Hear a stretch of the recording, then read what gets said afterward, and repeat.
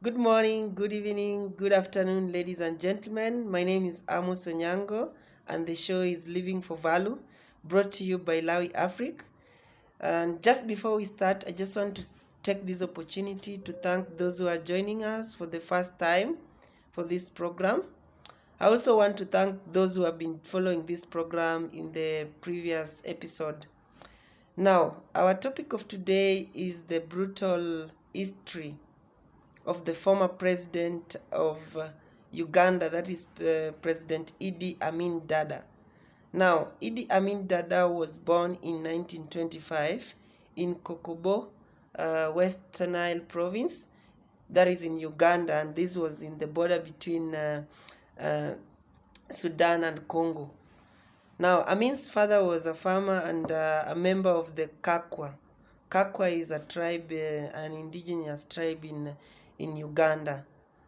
And his mom was of the Lugbara people. I know the Ugandans know the Lugbara people. So both tribes fall under the umbrella of what Ugandans could call the Nubian. Amin's parents separated while he was very little, and he and his mother moved to the city. And while in the city, Amin enrolled into a Muslim school, but he later left shortly, only after reaching the fourth grade. So, with his imposing height of 6 feet and 4 inches, he had the ability to speak the local Kiswahili language, and also the lack of education made Amin to be perfect person for the British colonial powers to mold into an obedient soldier. So as a young adult, he worked very hard to gain the martial qualifications valued by the British, which had ruled Uganda since 1894. Now, after enlisting in the army, that is in 1946, Amin successfully stood out from his peers by focusing on his strong passion that was in athletics. Now, he was very young and an impressive swimmer, rugby player, and he was also a boxer. So he won the Ugandan light heavyweight boxing champions, that is in 1951, and held that title for 9 straight good years, something that most Ugandans could have not done. So meanwhile, in 1949, Amin was promoted from private to corporal. It was the first of his many notable steps up the ladder of power. Now, Amin rose within the military's circle from the 1940s through the 1970s.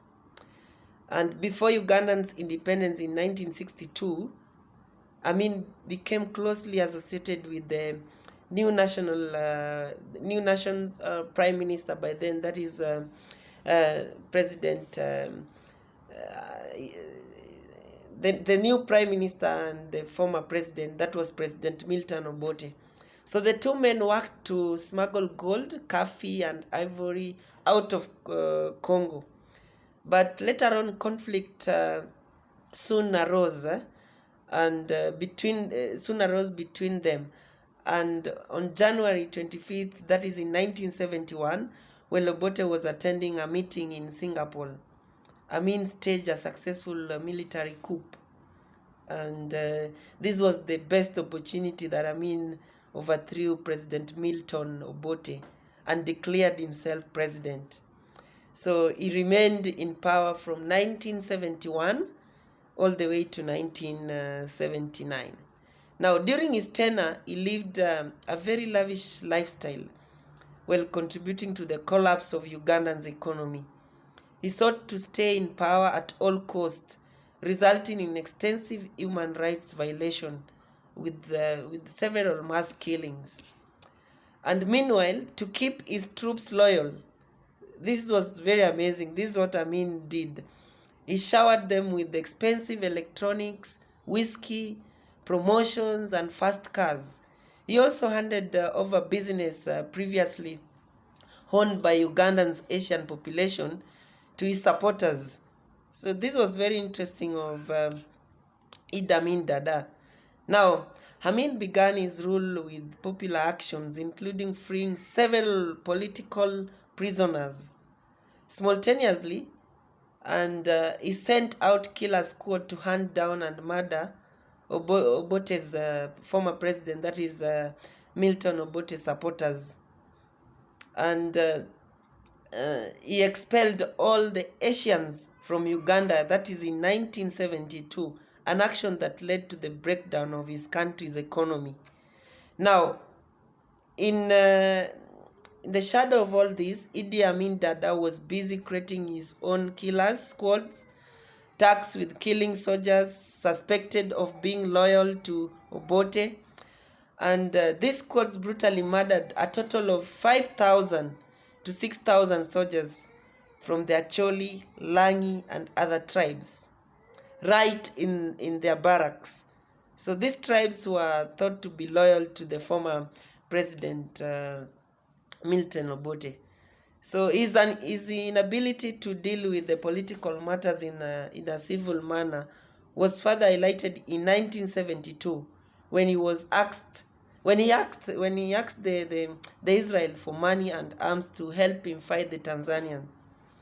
Now, when Israel refused to his request, he turned to Libyan Muammar Gaddafi, who promised to give him what he wanted. So Amin then ordered the expulsion of 500 Israelis and 50,000 South Asians with British citizenship. As Israel had undertaken several large buildings projects, and Ugandan Asian population consisted of many successful plantations and business owners, the expansion led to a dramatic economic downturn in Uganda. So his methods of murder became increasingly sadistic, and rumors spread that he kept human heads in his refrigerator, something very sad.